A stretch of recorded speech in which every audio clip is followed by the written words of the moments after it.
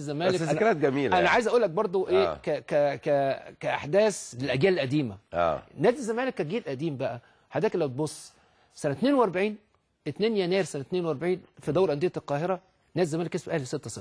تمام. جاب 6 اهداف، عبد الرحمن فوزي اول هدفين، عمر شندي هدف، عبد الكريم صقر هدفين، كابتن محمد حسن حلمي هدف. ده في دوري انديه القاهره.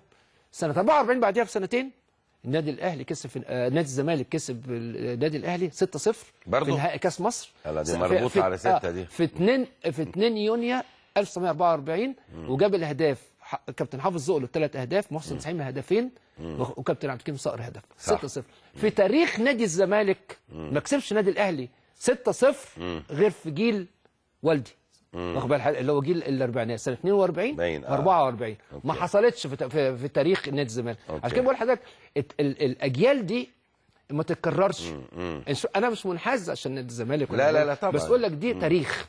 يعني ما فيش اي جيل في اجيال نادي الزمالك قدر يتغلب على النادي الاهلي بهذا الرقم ده، حتى صعب جدا. يعني يمكن بقى بعد دوري الدوري القاهره كسبوا 6-0 كان الحارس المرمى بتاع الاهلي مصطفى كامل منصور اعتزل بعد كده. لما الاهلي كسب 6-1 قال ما احنا كنا كسبناكم في الاربعينات 6-0 مرتين 42 و44 وده حاجه لم تتكرر في تاريخ الناديين. فعشان بس بقول لحضرتك عشان الناس بتقارن تقول لك بس حضرتك ما رديت عليا بتقول لي دول جماهيريه اكتر، ما دول صحيح دول لم يلاقوا.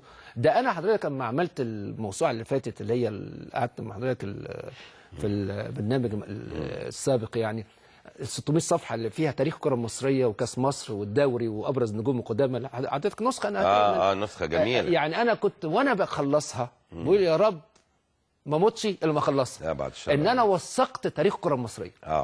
اما نادي الزمالك واخد بال حضرتك انا وثقت تاريخه. يعني وثقت تاريخ نادي الزمالك، وثقت تاريخ الكره المصريه. فيعني انا دلوقتي اي واحد عايز اي معلومه عن الكره المصريه هلاقيها.